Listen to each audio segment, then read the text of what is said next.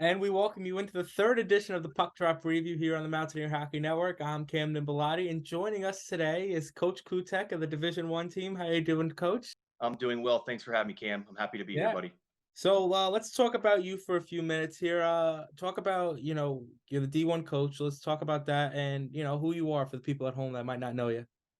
Yeah, absolutely. I was the head coach of the Division Two team for the past 4 seasons, and then recently this season here got brought up to be the head coach of the Division One team after Coach Buckley, Shane Buckley, did a fantastic job the past 4 years.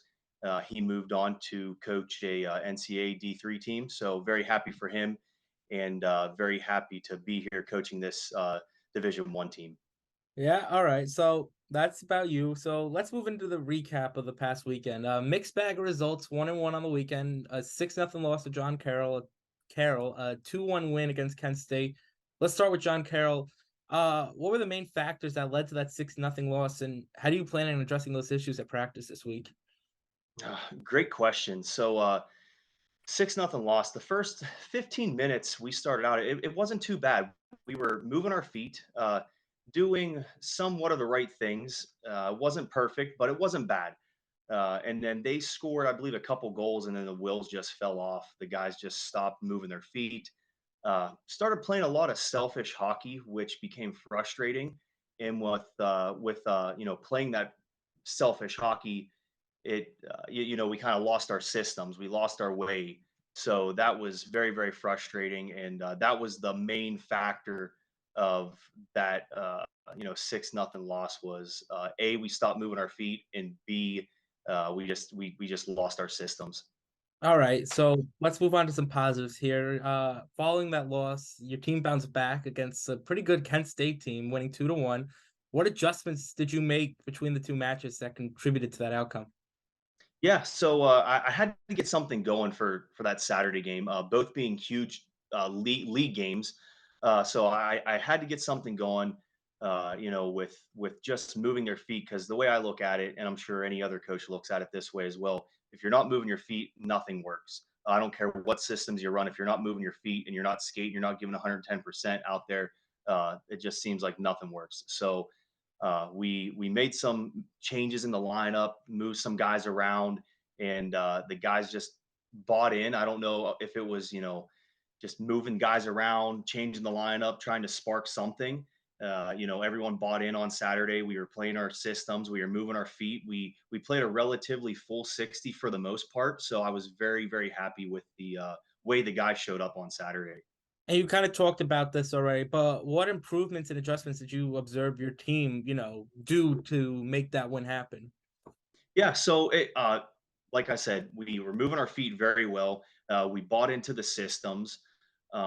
Something we need to brush up on a little bit is, some tape to tape passes, but that's something that we've been working on at practice this week here, going into the Villanova weekend.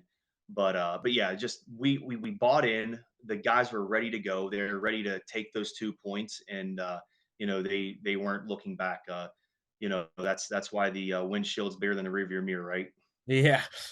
So you kind of talked about this again, but this doesn't just apply for this past weekend, but a lot of other weekends. How do you balance addressing areas where it needs improvement, but you also acknowledge that you won a game, so you go 1-1? Yeah, so going into like this weekend here, this upcoming weekend against Villanova with these practices, we still have a couple more practices throughout the week before we have Friday and Saturday, two big games. We've been working on battling, and I feel like with working on battling, it forces you to be physical. It forces the guys to get going, banging bodies. Uh, just getting them to continue to buy in and continue to try and play that full 60 as soon as that puck drops, and go out there for a hard 30, 45 seconds, do your job, get off the ice. All right, and let's give you a little breather here. Let's recap this past weekend. Division Two was home. They completely annihilated, I guess you could say, East Carolina. Both wins, 9-2, Friday and Saturday. The shots were just coming and coming. Division three, they were up at your alumni school there, Penn West Cal, a loss 7-2, and then just a heartbreaking loss to Akron 5-4.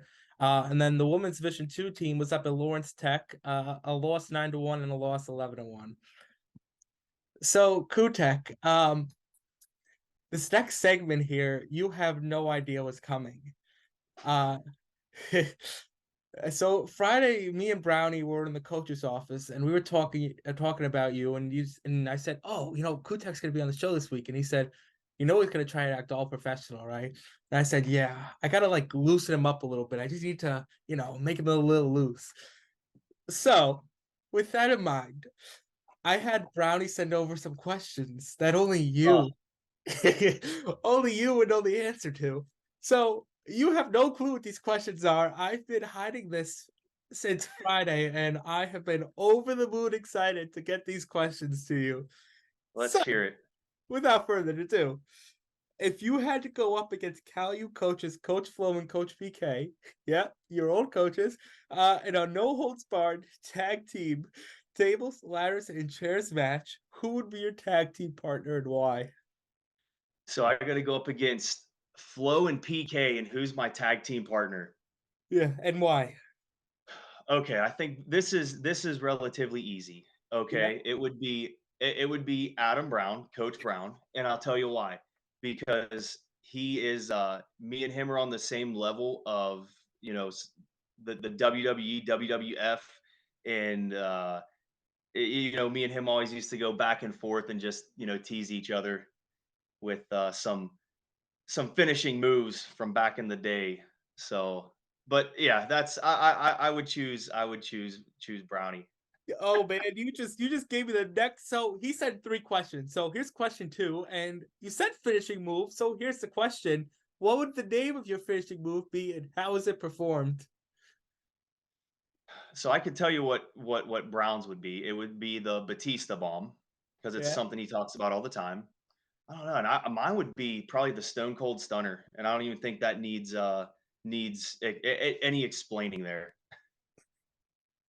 And then this last question, which I just found out, uh, as a black belt in Cobra Thai, yes, Cobra Thai, what has teaching your daughter that art taught you about coaching in general?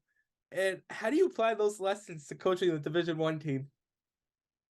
Dedication, passion. That's what it boils down to.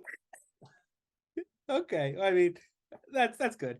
All right, were you surprised? Did you expect this?